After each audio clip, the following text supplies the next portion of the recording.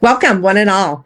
This is a live on addressing some of the biggest needs in the workplace today.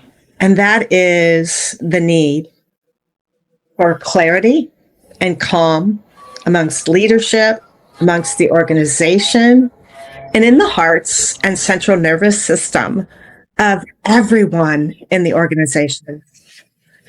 So, as we talk today, we're going to be interviewing two gentlemen here with us today, both Paul and Vic, and they both serve leaders in dealing with clarity and bringing that calm into the organization, but in two different fields, in two different ways and orchestrations. And there's a couple of things I want to really clarify for anybody listening in right here, right now, or following to hear the replay. We're talking about creating calm. And we're talking about chaos, but we're not talking about chaos as good or bad, right or wrong. And this is one thing I want to be really clear of. If you're a leader and you're creating change in your organization, you got to disrupt status quo. You got to disrupt what is to create something new. That's chaos. Chaos is the land of energy before we create in it. So in a sense, we're being gifted all this chaos, and we can leverage it to be co-creating the changes and the shifts that are coming for all of us. I want to debunk a few things, and that first one is, what is a new Earth? Like, people think we're going to be landing on some new planet. That's not it at all. It's nothing like that. It is a higher state of consciousness that allows us to act in and from a higher state of consciousness in all that we do. Creation happens more instantaneously. Calm is a frequency. We start to see things from a new perspective, a new level of awareness, an elevated level of awareness. You see a bigger picture view as well as the detail. And you know that chaos is the catalyst. It's the change maker that we all get to harness and tap into to create from. So a new Earth is happening in you, and it's happening in me, and it's evolving in all of us as the consciousness on the planet continues to rise. But free will is still your choice. You still get to choose. Well, how will you relate to this now moment? Resistance is our way of uncertainty. It's our way of saying, no, I'm not ready for that. No, I'm not on board with that. Whereas in the new Earth, we see everything for what it is, and we realize the effects of resistance upon us and how damaging and controlling they are through all of it. So here's what we really know. Each one of us is guided to our own journey. This isn't do this my way or there's ramifications. This is free will for each and every one of us.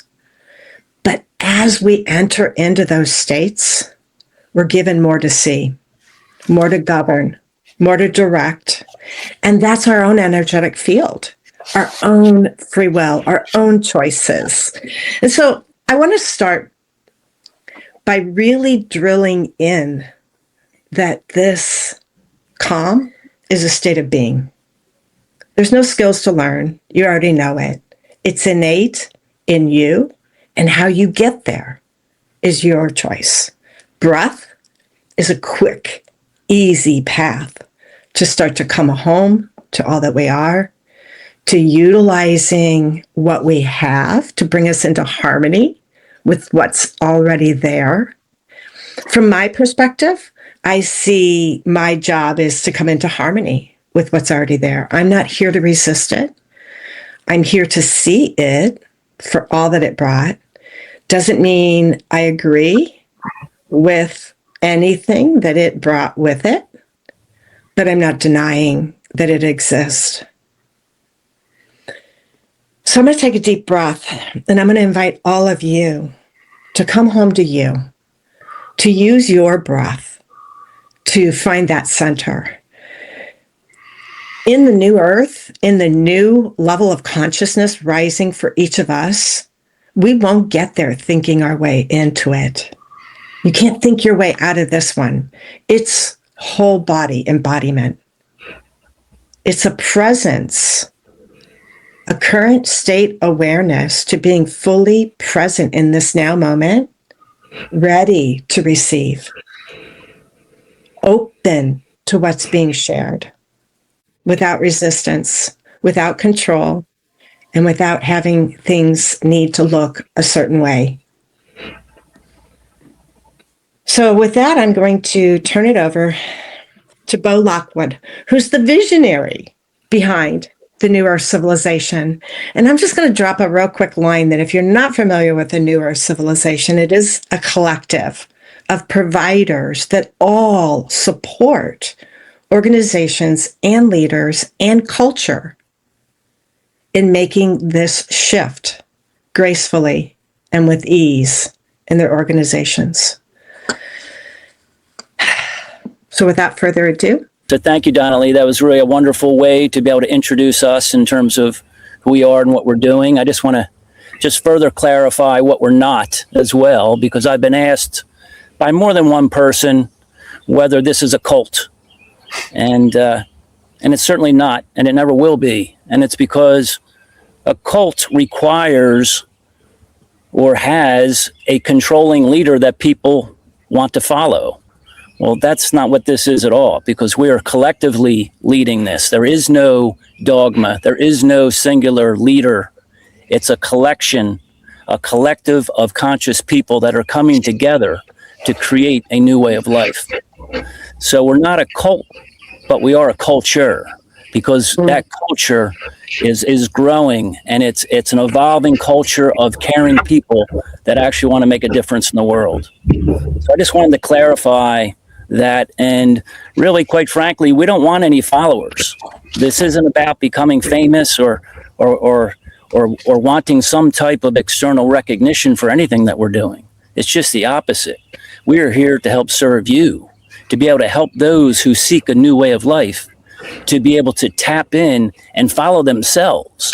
So that's who we want people to follow, is themselves, because all the answers that we are seeking, if we truly listen to ourselves internally by going into a deep meditative state, I assure you the answers will arise. So again, we are not a cult, we are a culture, and we just have a wonderful group of people that are coming together. We're not here to convert anyone. We're just simply here gathering people that are already on this path. So that's it. So thank you. Appreciate the time. Yeah, that was beautiful, Bo. And I think what this shift represents is a shift out of control into a culture, a shift out of the intellect. We've been taught to use our thinking intelligence for everything.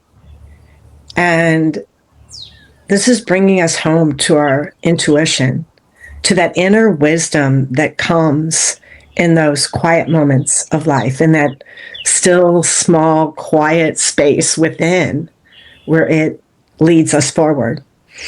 So I don't know who to choose first. I'm going to go with Vic.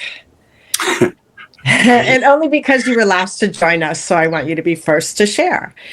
And creating calm, creating clarity is key for all leaders. Making decisions from fear, from worry, from uncertainty, from I have to, creates problems in any environment. Share with us, Vic, how you use chaos in avoiding chaos and being prepared for chaos and moving through that chaos. How do you work with your leaders in ways that serve and support them in this arena?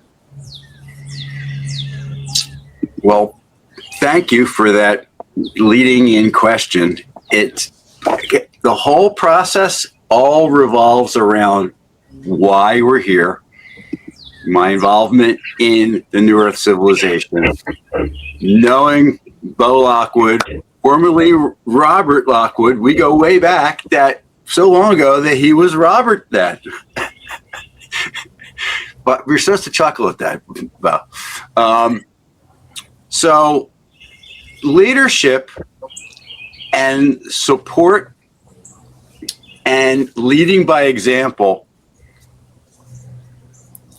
in regard to wellness is what I'm about. And that's what I love about the New Earth civilization, because it enables everyone who embraces change, embraces a new way of being, to be able to look at themselves as being able to improve their lives and the lives of others by being able to embrace the vision that we have created here. So I'm grateful for this opportunity to actually talk about what we do and how we do it, to be able, and people here showing up for what I assume should be clarity, connection, and really literally a new way forward. So I kind of prepared something that puts it all out there, and about the fact that people are waking up the fact that wellness isn't a luxury.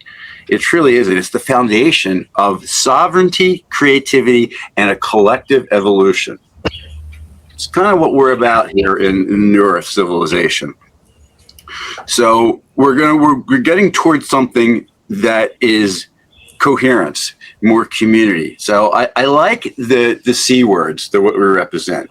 We talked about culture earlier. We are indeed a culture, not a movement, a culture, not a cult, that allows this whole process to happen. We are a community of like-minded individuals, people, businesses, entrepreneurs that want to embrace a new way of living. And we also are a collaborative, and that we all work together to be able to do this whole process. It's relational. It's systemic.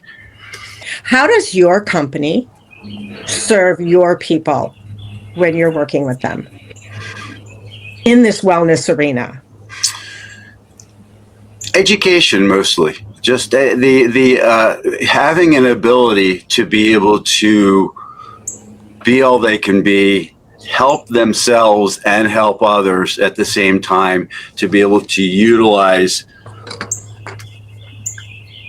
the single thing that I can offer to most is my app called Newcom, which is, it's on my profile within New Earth Civilization. It's front and center. That shows that, and the reason why it's so important is that it ties all this together.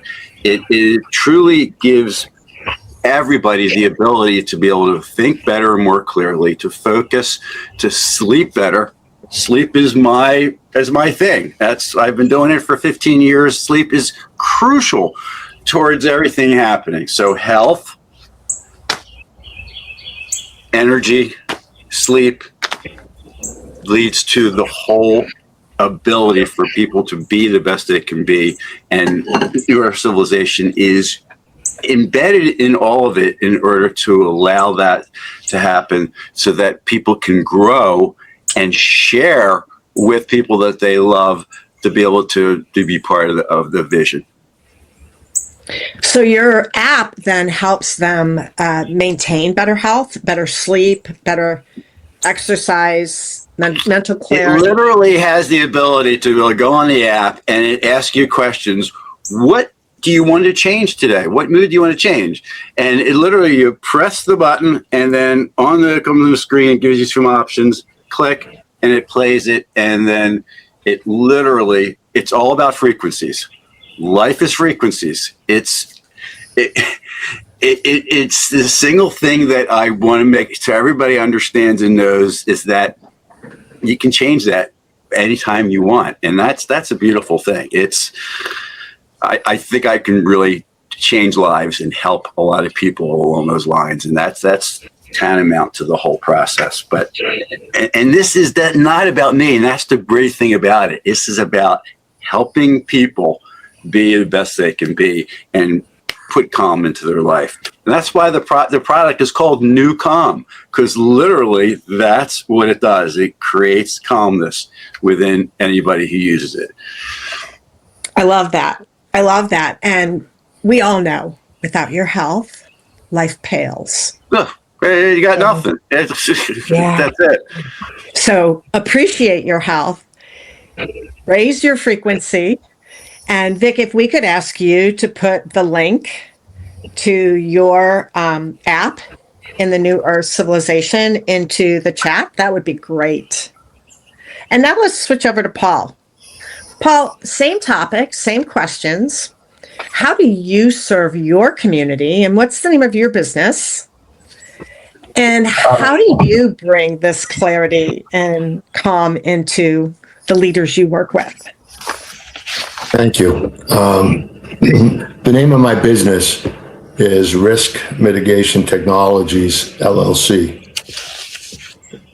My background comes from chaos, having spent more than 35 years in public safety.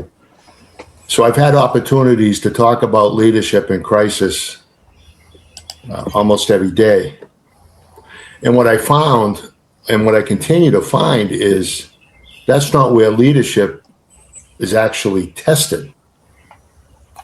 The real test happens earlier. Do you have the clarity to act before something becomes a crisis? I ask leaders in business whom I interact with, whom I'm brought in to have conversations with, that very question. Do you have the clarity to act before chaos or before something becomes a crisis? Because I have found that's the real measure of executive strength.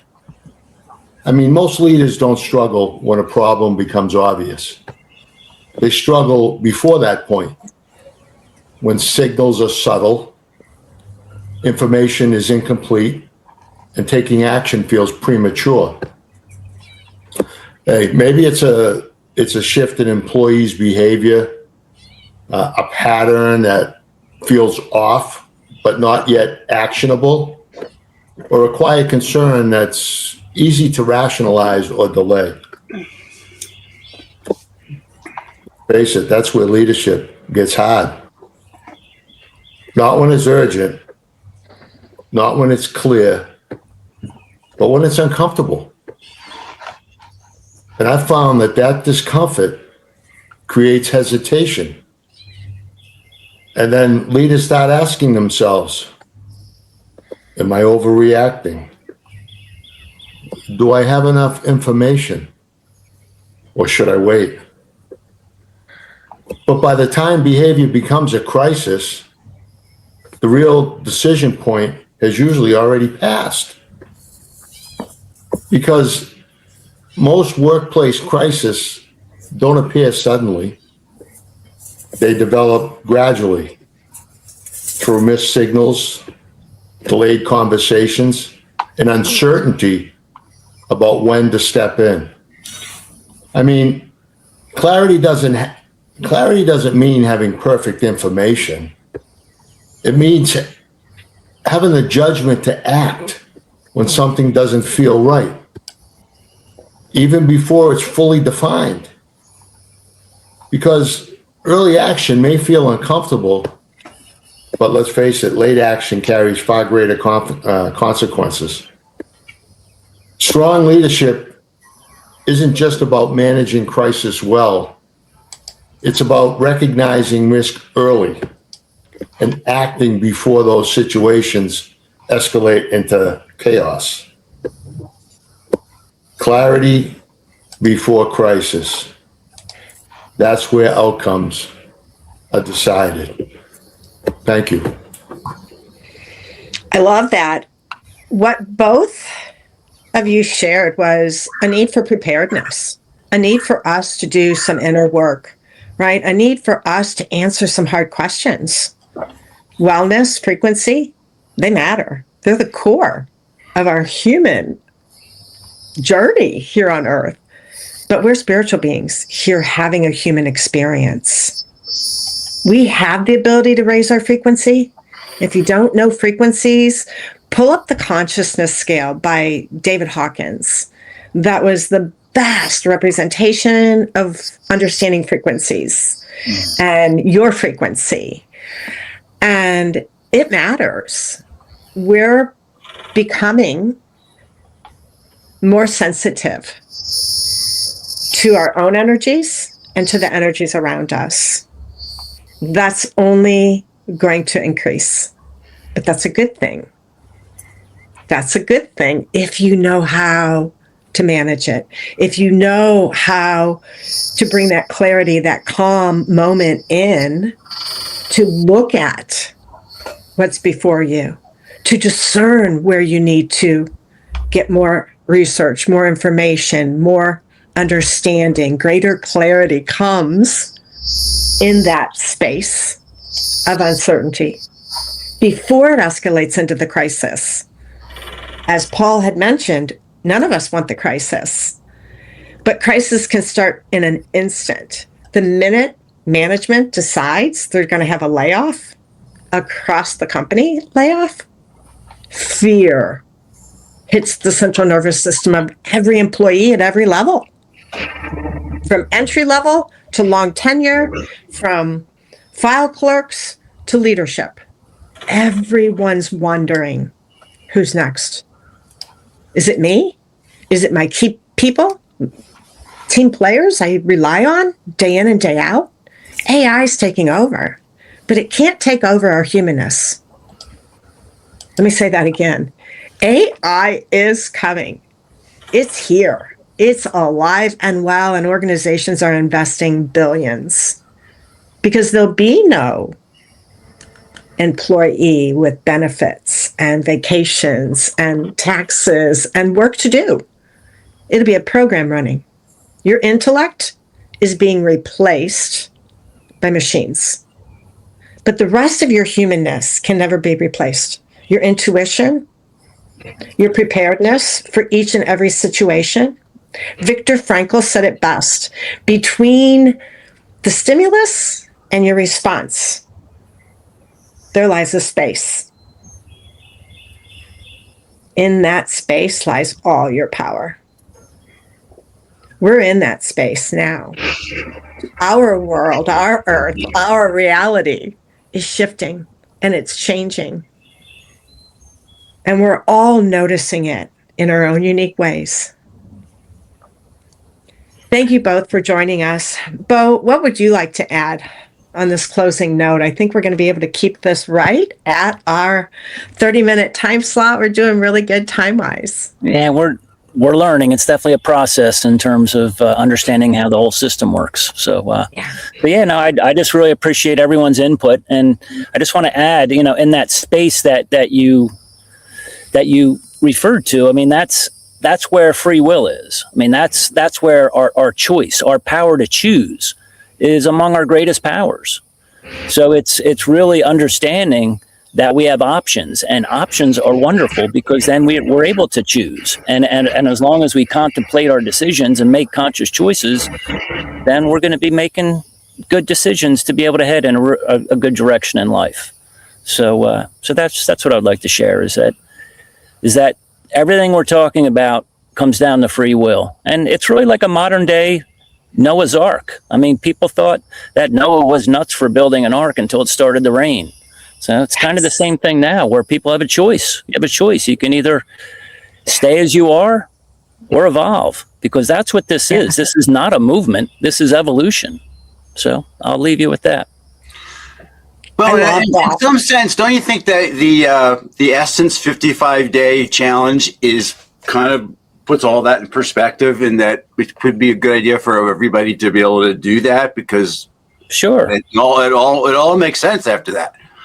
It does. I mean, it's free on our website. You just go to our website, look under free resources, and it says 55-day journey. And it's a you get one email a day for 55 days. And if you really take it seriously, it literally changes your life. So thank you for adding that in, Vic. I'll add in that 55-day journey is a beautiful journey if you're going to begin a process of becoming more aware. You let those emails be your contemplation for the day. There you go. You don't try to answer them. You don't try to think your way through them. Just contemplate how that shows up for you. One day might be gratitude. And we all know the power of gratitude. It can shift your state in a moment.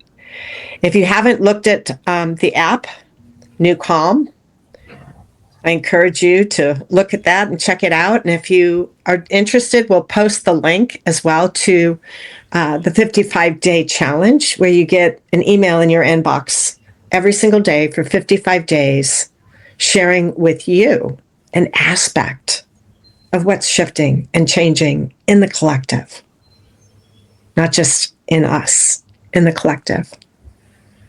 So with that, Yeah, I say thank you.